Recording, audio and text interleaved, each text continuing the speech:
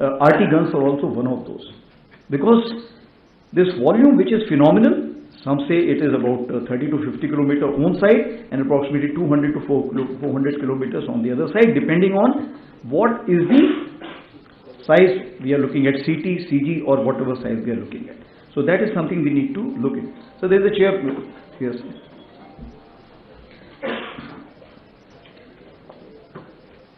So the command and control will be something which will be dependent on various phases of the battlefield.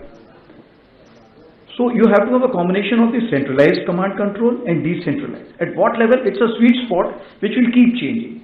Similarly, combination of data centric and network centric. It's again a sweet spot because there will be technology eclipse which will be there. So you have to have how much reliance on the data, that is cloud, and how much reliance on the network. So again you have to look for a sweet spot. So when we talk about the DSOC, that's the style of command. Now you have to derive new areas or new kind of a lines of effort to have this DSOC. We need to examine that. As for the MSOC is concerned, MSOC is term which has come out from the Afghanistan war. So I don't look into it in a big way because that was meant for a different purpose. But as we go ahead, when we talk about the small teams will require MSOC will play an important role, but it will be digitally connected and remotely controlled. That will still have to be maintained. Moving ahead. So, what are the closer home? I have already said earlier that we have more than 2.5 front challenges.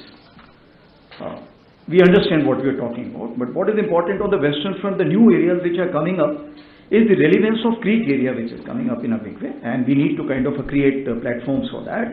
Semi-developed and riverine terrain, our speed will have to be much more than what we have been able to achieve. Because other places the FIBUA is playing a pivotal role, and either you go through the fighting built-up areas or you go through the riverine or the semi-developed area. So therefore, the mobility is a major challenge, and we do not have answers for it. We are looking for hop, step, and jump, or we are looking at spider movement. We are not sure, but that we need to look into. As far as Northern Front is concerned, the satellite photographs tell us it's a tankable terrain across, and of course, it is a super high altitude area. So the sustenance, logistics, and ability to remain coherent for a longer period for the crew also, that's a challenge. Siliguri corridor, we all are aware of it. Amphibious task force. As we enhance our role and we become, as it is, we are the fourth powerful army and second largest, ATF will play an important role, air-landed and transported operations. UN Charter 6 or 7.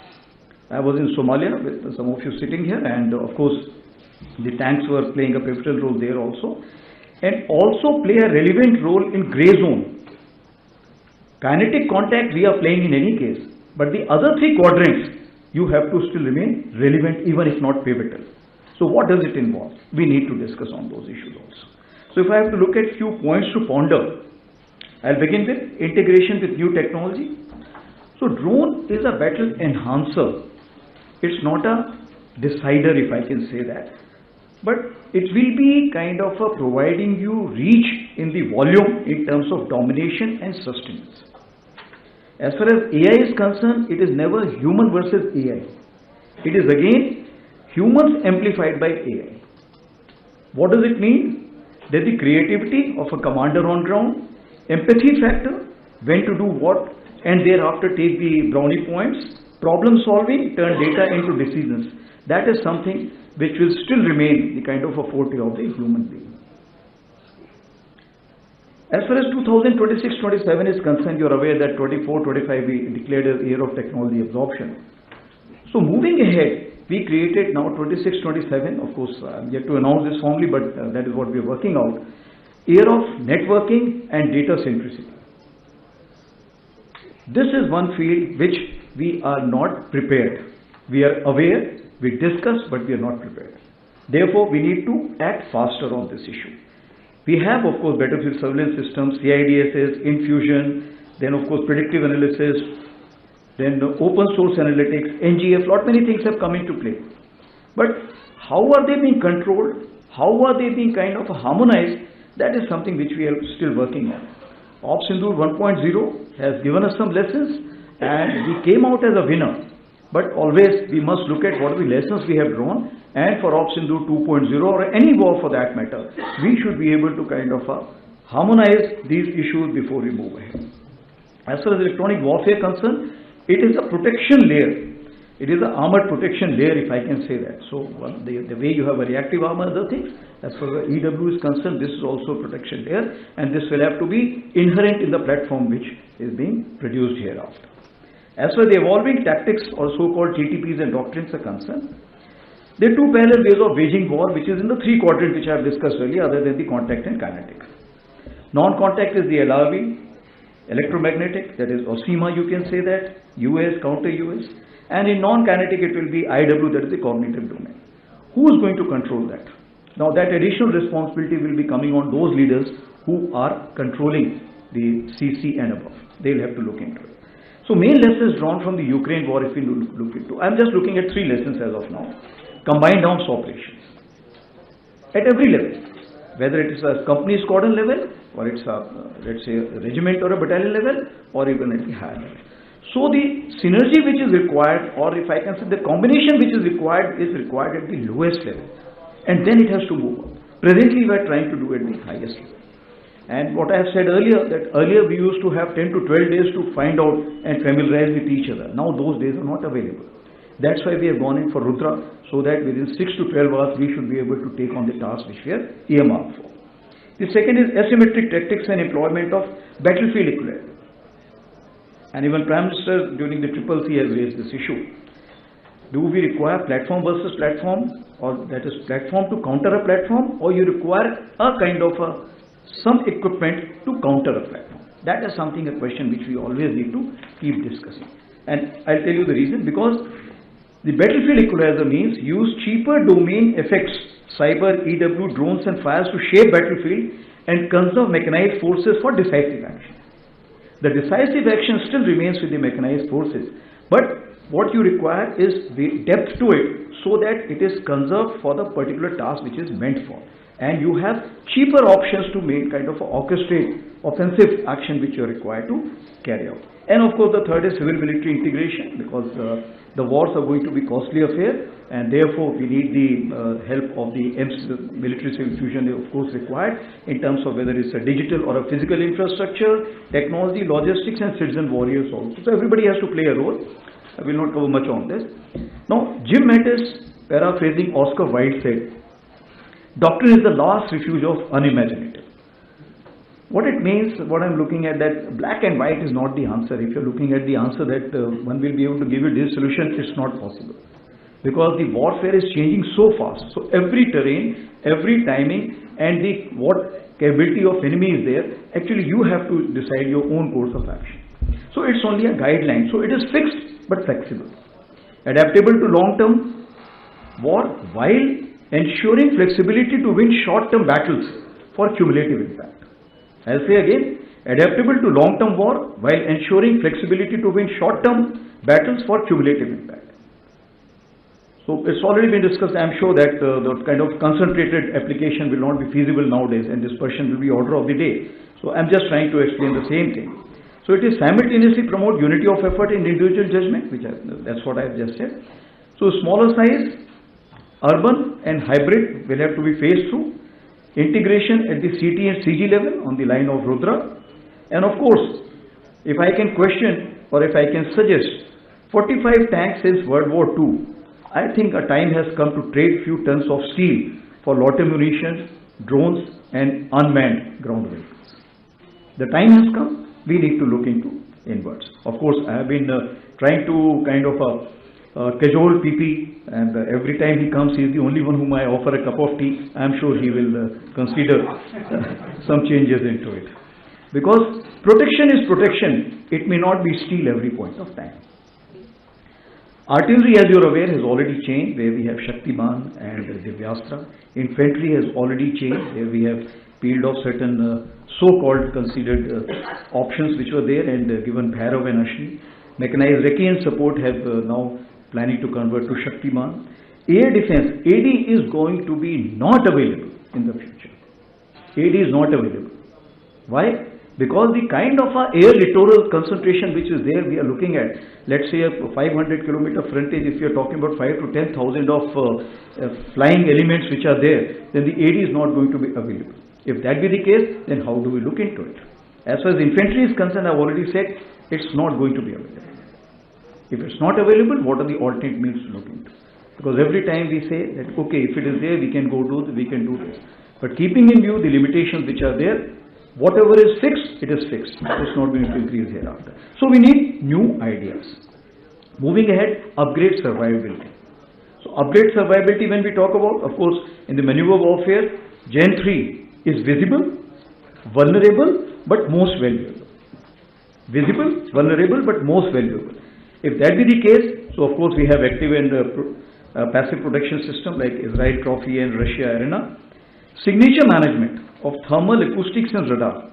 All we need to look into how to go about it. Modularity, or in terms of replacement, sensor, armor and weapons. Unmanned system, that will have to be order of the day, and as you are aware that a lot of discussion has already taken place, and by the time we reach the time of 2032, we will be moving ahead on this in a much better manner. Integrated decoys. This is something again, means हर यात्री अपने सामान के लिए जिम्मेवार है. Now there will be no one who will be telling you how the deception and decoys have to be done. If you wish to protect yourself, you please carry your own baggage. So decoys also will have to be carried by the mechanized forces themselves. Backup communication, alternate navigation and EM hardened. As far as the effective IFF is concerned, complete visibility is something which is mandatory because there are so many players in the arena today. If that be the case, of course, in the EP25 we are looking for some solutions, and hopefully we should be able to get that solution by next year.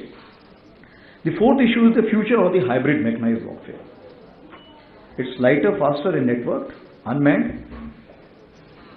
It is integrated part of a digital kill web or a smart kill chain.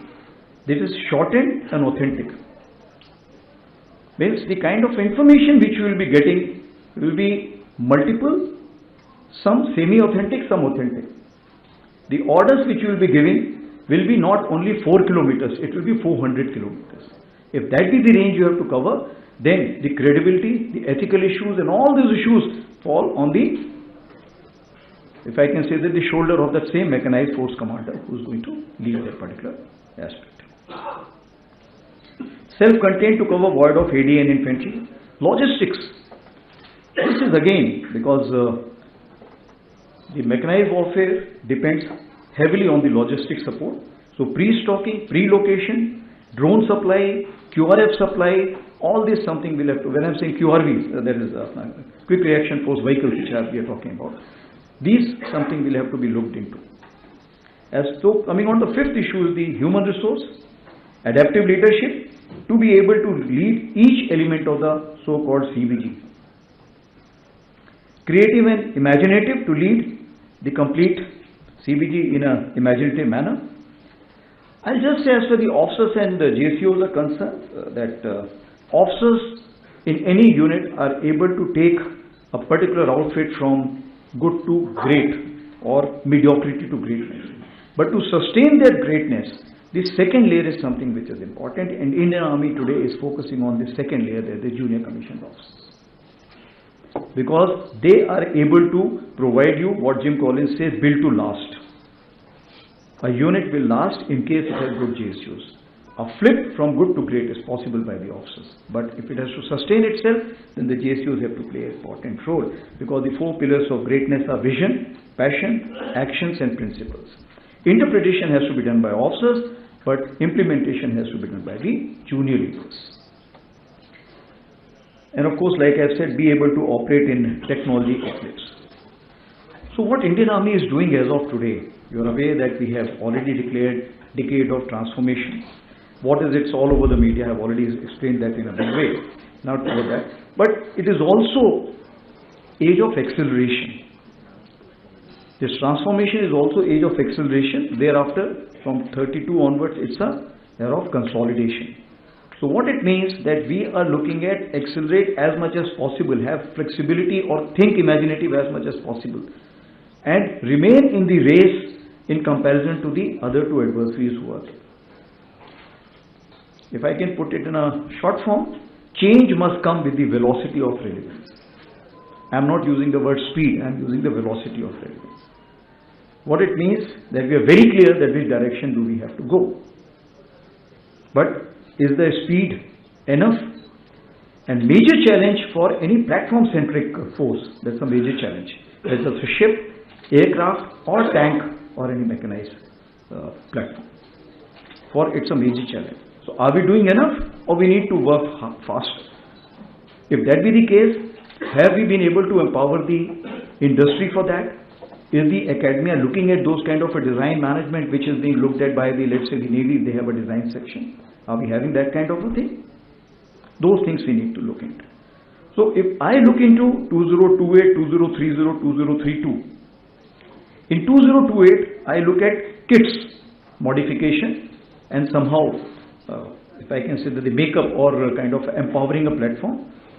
As far as 2030 is concerned, I am looking at a platform in terms of FICV, FRCV or whatever is coming, that is integrated units and subunits, which is order of the day, which will have to come by 2028. And of course, thereafter I am looking at 2032, the MDO formations, not the mechanized formations. It will be MDO formation. The mechanized will be part of it, because others will also play an equal role, if not more. We have carried out some trials of the ab initio CG, of course, because of the equipment management, HR and cohesion issues, it's not progressed.